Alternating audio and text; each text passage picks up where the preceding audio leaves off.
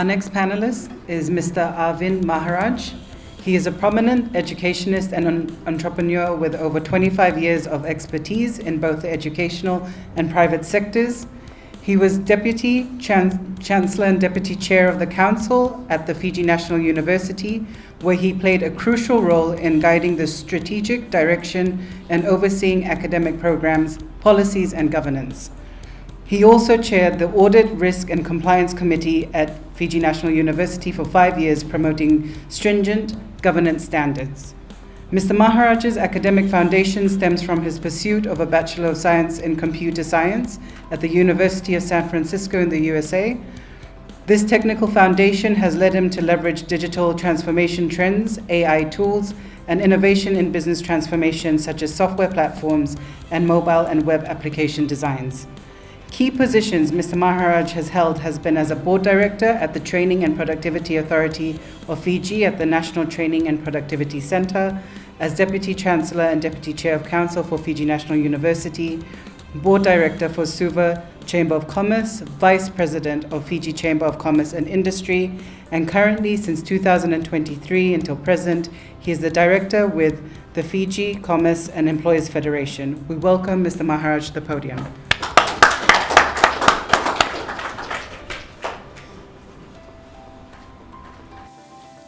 Sitting in front here, I felt like a lone wolf coming from the private sector. I didn't realize the distinguished guests here would put on their boxing glove and come here tonight. Nevertheless, thanks for the invitation, Nilesh, distinguished speakers. While I was listening to some of the presentations, I quickly checked my notes if I had the word quality somewhere. Thank God I didn't. But I'll speak on behalf of FCEF, Fiji Commerce and Employers Federation. I think we have a few of my supporters here. Hello. So I think I'm going to speak predominantly on the skills gap and what the private sector actually faces today and all the challenges that we go through. So I have 4 simple points. I know we pressed for time, so I'll try to rush through it. The first one is the growing skills gap. There's a significant divide, existing between skills stored by our education system and those needed by businesses in Fiji, especially today. Our curriculum often trails behind the swiftly evolving skills demanded across all sectors. It's not only just a few sectors, it's across the board now, presenting substantial challenges for companies. This dynamic landscape hampers educational institutions' ability to adapt and equip graduates with the skills employers actually seek. Rigid accreditation processes can hinder innovation, particularly from newer educational providers that might offer fresh perspectives aligned with industry needs. Bridging this skills divide requires policies that integrate current technologies into curricula and employ skilled trainers proficient in using technology effectively across all teaching methodologies. The second point is Fiji's evolving employability needs, and we saw some statistics from University of Fiji. The landscape of employability in Fiji is transforming very quickly. While universities still offer mainstream qualifications aligned with international standards, these may not fully meet our local needs. A persistent issue for employers, I give you one example, particularly in the formal sector, is the lack of English language proficiency among graduates, if I may say so, including poor grammar. One good example, as employers, we go through lots of job applications and interviews. The word great is written as GR and the number 8. And that's the influence of texting platforms. So the other issue on the English issue is that we need to understand what kind of English are we going to use in Fiji. UK English or US English? This is an ongoing issue. So we read, we go through anything and everything, and there's US English and there's UK English. So that needs to be improved as well to maintain a uniform standard across all domains. Integrating AI and digital literacy into educational curricula is vital to equip students with necessary technological skills for future jobs. This integration should also include developing an ethical awareness of AI's broader societal impacts to ensure responsible technology use. And the third point, brain drain and economic stagnation. Over the past 18 months or so, Fiji has experienced an exodus of skilled workers seeking opportunities abroad, exacerbating the local skills shortage. This brain drain creates a cycle where businesses cannot find adequately trained local staff.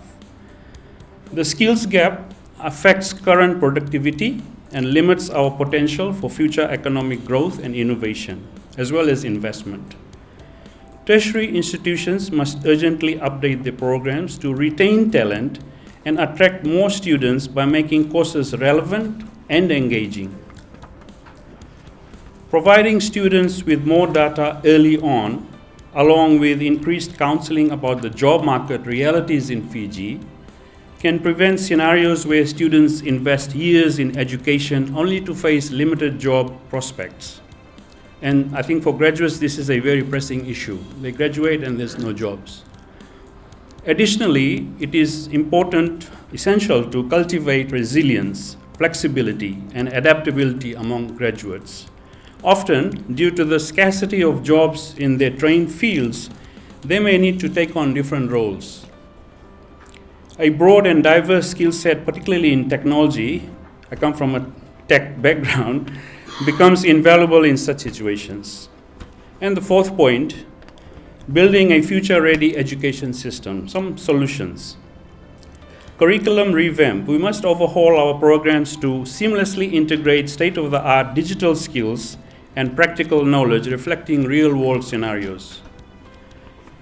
Active industry-academia partnerships, I think one of the speakers mentioned this, establishing ongoing mutually beneficial collaborations between academia and industry is essential. These partnerships should include continuous feedback, shaping curriculum design, and providing hands-on experiences through internships, apprenticeships, live projects, and mentoring, and so on. Policy reform and investment. I urge the government, and Honorable Assistant Minister has left, urge the government to foster educational innovation, including modernizing accreditation processes and investing in technology to enhance accessibility, particularly in remote areas. Government's role in skills development. It is crucial for the government to provide clear guidance on the combination of skills and training needed to meet the evolving demands of both the private and public sectors. Addressing teacher shortages with AI. Integrating AI tools in Fiji's education system can improve teacher-student ratios and enhance teacher efficiency by automating routine administrative tasks. This allows teachers to concentrate on high-value educational activities, making the teaching profession more attractive and effective. Ensuring teachers are properly trained to use these tools will be essential for maximizing their benefits and acceptance. Just want to quickly touch on some more how to bridge the gap between tertiary education and the private sector. We talked about curriculum co-design, working closely with industry partners and so on. Industry professorships. Establish university positions funded by companies, allowing industry experts to share real-world insights and challenges with students. Work placements. To some extent, this is happening. Formalize internship and apprenticeship schemes through collaborations with companies, giving students hands-on training, matching current employer needs and enhancing employability. University innovation hubs. This is also important. Set up on-campus tech and innovation centers, perhaps backed by the private sector, to foster entrepreneurship and develop industry-relevant solutions. Professional upskilling. Introduce flexible courses tailored to upskill and reskill the existing workforce in line with evolving industry demands, promoting lifelong learning. Applied research partnerships. Enable joint research projects between universities and industry, driving innovation while exposing students to cutting-edge practices. Two-way feedback, establish formal mechanisms like industry panels, advisory boards, and annual course reviews to continually align curricula with changing market requirements through mutual feedback. The last point I want to share is on the solution side, labor market intelligence. Incorporate up-to-date data on private and public sector skills needs, market trends, and job prospects into the websites of universities, the Education Ministry, FHEC, and other agencies to guide educational programs and career decisions. With those, ladies and gentlemen, in concluding, aligning our educational institutions with private sector needs can help curb brain drain, equipping students with essential skills, fostering innovation, and driving economic growth in Fiji. And I think we can argue with the panelists during the discussion. Thank you very much.